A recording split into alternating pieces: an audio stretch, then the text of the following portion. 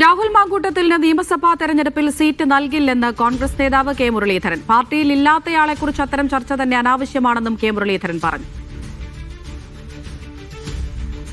അദ്ദേഹം പാർട്ടിയില്ലല്ലോ, പിന്നെ എങ്ങനെ അദ്ദേഹത്തിന് അവിടെ ഈ ചർച്ച അനാവശ്യമാണ്.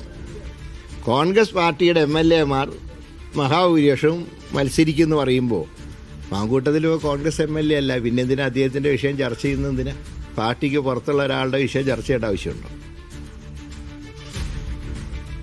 സനീസ ശോഭാചന്ദ്രൻ വിവരങ്ങൾ നൽകാനായി ചേരുന്നുണ്ട്. സനീസ, രാഹുൽ മാങ്കൂട്ടത്തിൽ എന്ന വ്യക്തി എഴുതി തള്ളിയതാണ് എന്ന് ആവർത്തിക്കുകയാണ് കെ മുരളീധരൻ. ലൈംഗിക അതിക്രമ ആരോപണ കേസിൽ രാഹുലിന്റെ സസ്പെൻഷൻ തുടരുന്ന ഒരു സാഹചര്യമാണ് നിലവിലുള്ളത്. ഈ ഒരു സാഹചര്യത്തിൽ പാർട്ടിയിൽ ഇല്ലാത്ത ഒരാളെ പറ്റി ചർച്ച അനാവശ്യമാണെന്നും പാർട്ടിക്ക് പുറത്തുള്ള ആളുടെ വിഷയം ചർച്ച ചെയ്യേണ്ടതില്ല എന്നുമാണ് ഇത്തരത്തിൽ രാഹുൽ പാലക്കാട് മത്സരിക്കുമോ എന്ന ചോദ്യത്തിന് കെ മുരളീധരന്റെ അടക്കം മറുപടി. എന്നാൽ അതേ സമയത്ത് ഈ നിയമസഭാ തെരഞ്ഞെടുപ്പുമായി ബന്ധപ്പെട്ട് സ്ഥാനാർത്ഥികളുടെ പട്ടികയൊക്കെ ആയിട്ടുള്ള ചർച്ചകൾ ഇപ്പോൾ നടന്നുകൊണ്ടിരിക്കുകയാണ്. ഈ ഒരു സാഹചര്യത്തിൽ രാഹുൽ പാലക്കാട് മത്സരിക്കുമോ എന്ന ചോദ്യം, ആ ഒരു ചർച്ച കോൺഗ്രസിന്റെ ഇടയിൽ തന്നെ നടക്കുന്നുണ്ട് എന്നതും ഒരു വസ്തുതയാണ്.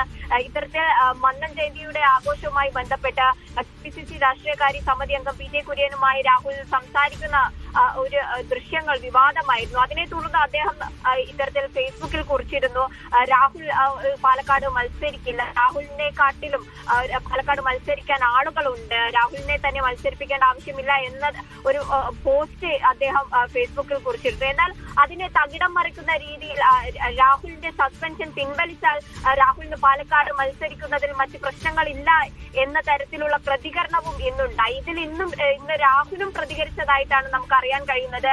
എല്ലാവർക്കും അഭിപ്രായ സ്വാതന്ത്ര്യമുണ്ട് എന്ന തരത്തിലുള്ള ഒരു പ്രതികരണമായിരുന്നു രാഹുലിന്റെ പക്കൽ നിന്ന് വന്നത്. രാഹുൽ പാർട്ടി ഇല്ലാത്ത പക്ഷം പോലും ഈ സ്ഥാനാർത്ഥികൾ ആരൊക്കെ ആയിരിക്കും, ആദ്യഘട്ട സ്ഥാനാർത്ഥി പട്ടികയിൽ ആരൊക്കെ ആയിരിക്കും, പാലക്കാട് രാഹുൽ മത്സരിക്കുമോ എന്ന ചോദ്യം ഉയർന്ന സമയത്ത് ഇപ്പോഴും അതിൽ ചർച്ചകൾ നടക്കുന്നുണ്ട് എന്നതാണ് നമുക്ക് മനസ്സിലാക്കാൻ കഴിയുന്നത്. പക്ഷെ അതേ സമയത്ത് രമേശ് ചെന്നിത്തല അടക്കം ഈ മന്നം ജയന്തി വേദിയിൽ രാഹുലിനെ ഒന്ന് ഒരു ഐ കോണ്ടാക്ട് പോലും നൽകാത്ത രീതിയിൽ തള്ളിക്കളയുന്നതും നമ്മൾ കണ്ടതാണ്. അത്തരത്തിൽ അമൃത.